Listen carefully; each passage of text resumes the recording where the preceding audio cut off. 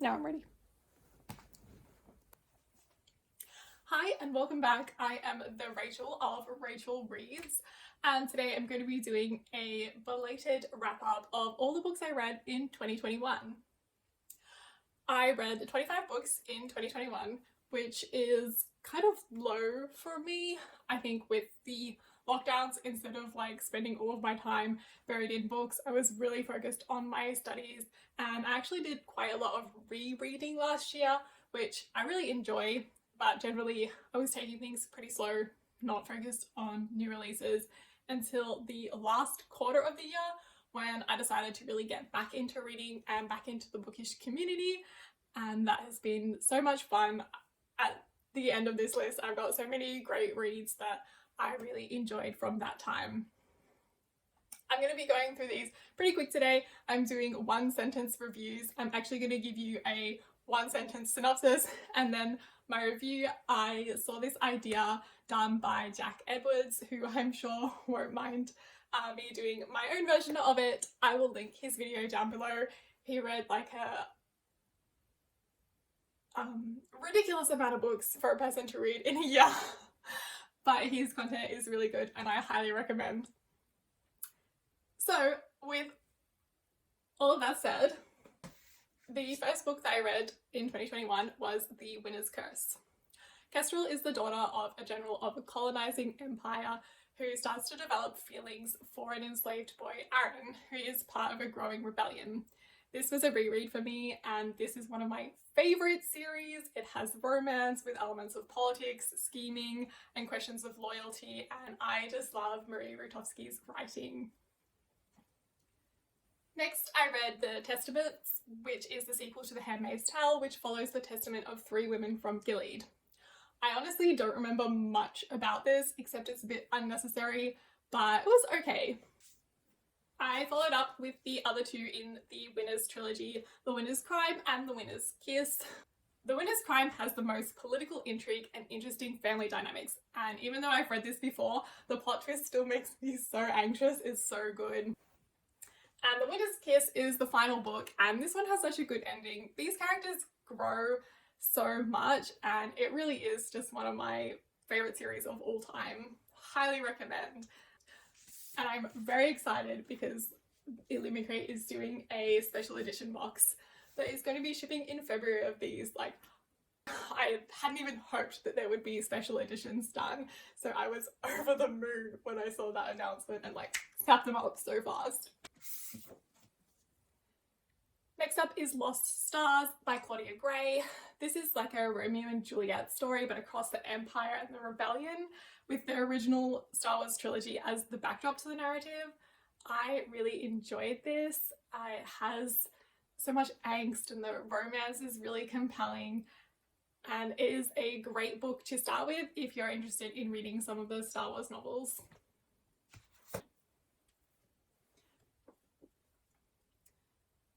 Next is Light of the Jedi by Soule. This is the first book in a new High Republic era of Star Wars, and it takes place at like the height of the Jedi, and there's a sort of ticking clock premise of an accident that happens in a hyperspace lane, and then how the repercussions of that are dealt with throughout the galaxy.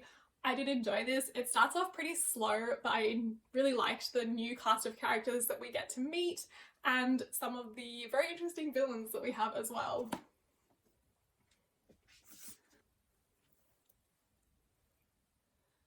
A Reaper at the Gates by Sabaa Tahir is book 3 in the Emma and the Ashes series, which is another of my favourite series. I really enjoy those.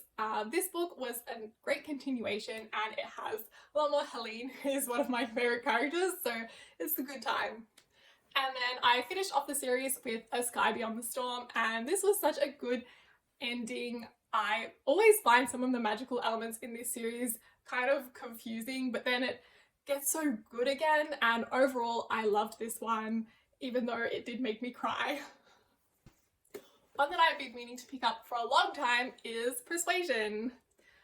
This book follows the story of Anne Elliot, who rejected the proposal of a man that she loved because of the persuasion of her family, and years later they are reunited and have to find a way to reconcile their differences and find out if they still love each other.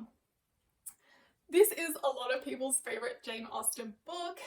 I didn't love it. It is quite a quiet story and I really just wanted the two main characters to talk it out. The last book my Star Wars kick for the year was Leia, Princess of Alderaan, again by Claudia Gray. This follows a 16-year-old Princess Leia who has to face a series of trials in order to be formally named the heir of Alderaan. It was so good to see a younger Princess Leia, and Claudia Gray really rounds the character out so well. This is just a fun, sort of adventurous coming-of-age story that has hints of rebellion growing, and it's a really good read if you're interested more in Leia herself. Then I picked up The Prison Healer by Lynette Noni, and Kiva is a healer at the infamous Zelindov prison, where one day the rebel queen is brought in and Kiva must undertake a series of trials to try and save the queen. This was a good idea, but a bad execution for me due to the lack of stakes, any rational motivation for the characters, and general predictability of the plot. All in all, kind of a disappointment. Then I picked up A Court of Thorns and Roses by Sarah J. Maas.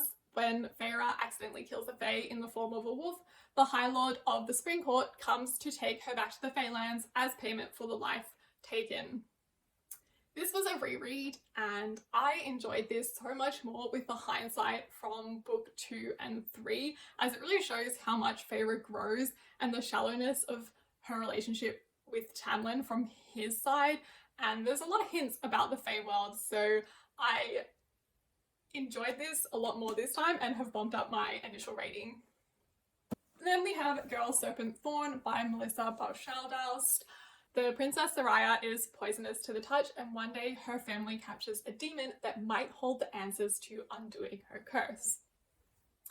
The pacing was really off for me in this, with the first half being so slow, and I felt Soraya's family needed to be more rounded as they provide the main stakes of the plot, so it ended up feeling pretty flat. The Dictionary of Lost Words by Pip Williams. Esme grows up surrounded by the team working on the Oxford English Dictionary, and as she grows she starts collecting words that are being left out of the dictionary. This was like a love letter to words and really gave an insight into the creation of the dictionary and how we attribute meaning to words, and overall I enjoyed it. Then I picked up with A Court of Mist and Fury by Sarah J. Maas, book 2 in the A Court of Thorns and Roses series. In this one we meet the wonderful characters of the Inner Circle and we get to see more of the different Fae courts, which is one of my favourite parts. Maas's writing is so easy to read, and this one has the best romance of the series. Chapter 48 is where it's at, folks. Once Upon a Broken Heart, a total cover buy for me. Let me show you.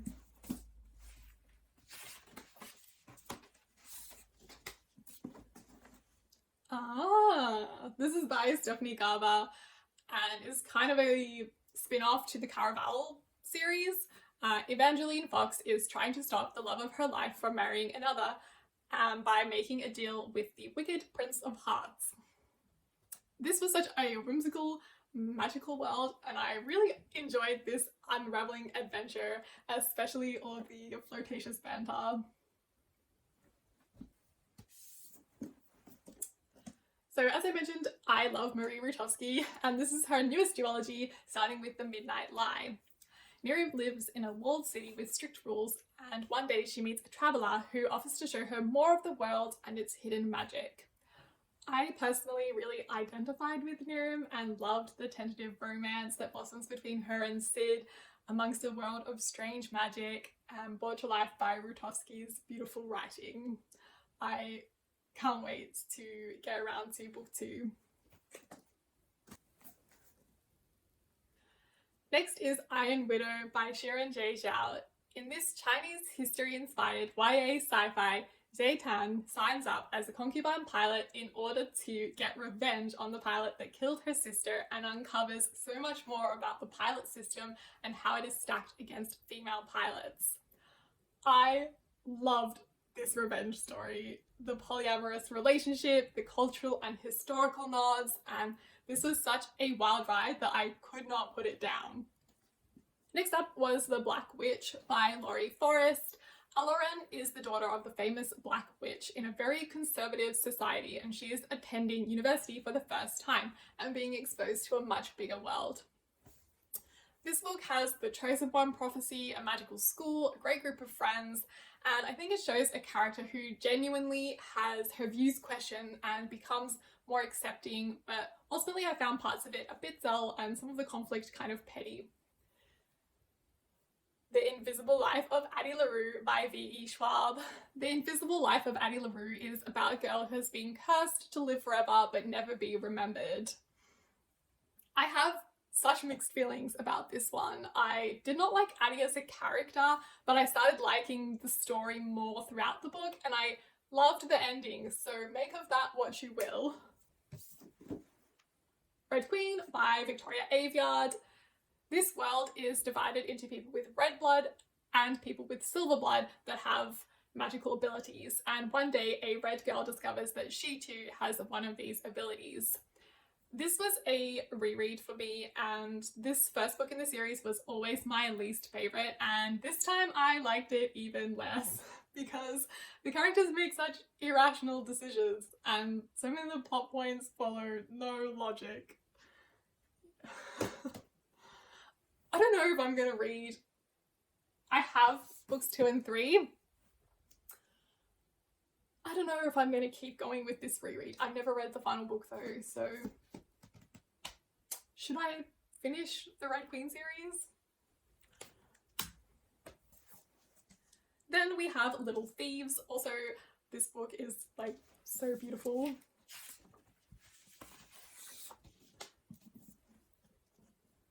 I think this is the most beautiful book that I own. This was written by Margaret and she also did the art for this. Like, the woman's talent knows no bounds. This is a fairy tale retelling of the Goose Girl, which follows Vanya, the maid who steals a princess's identity in order to one day gain her freedom from her godmother's death and fortune. This one has such an endearing cast of characters. It has such good character growth and a lot of very interesting fairy tale magic happening as well. Highly recommend. Also, we finally get back to my ACOTAR reread with A Court of Wings and Ruin. This is a third book in the series which focuses mostly on the upcoming conflict with Highburn, and I can't really say too much more about these. I just love these characters, and how does 700 pages go by so fast? What witchcraft is this, Sarah J. Maas? Next is A Marvelous Light by Freya Mask. In this story, Robin is accidentally placed in the position of a liaison to the magical world and has to work with his prickly magical counterpart to solve the murder of his predecessor and break a curse that's placed on him. A historical fantasy romance is right up my alley, and I loved the romance in this, which is the grumpy sunshine dynamic, and I also enjoyed the interesting way of doing magic and the writing style. Woo, last book of the year, I snuck in A Court of Frost and Starlight by Sarah J. Maas, which is the novella that centres around the winter solstice. Even though I love this series, this novella is not good. It's just a bunch of scenes mushed together, and the only things we really need are like the solstice dinner and catch up on the family dynamics, and then an update on whatever's going on with the Illyrians, which could have both gone into A Court of Silver Flames. So that is all 25 books that I read in 2021. My reading goal for 2022, this year, is to read 50 books, which is double, but pretty doable, I think, even though I'll be going back to uni soon, so we will see how that goes. Thank you so much for watching today, and I hope to see you again soon.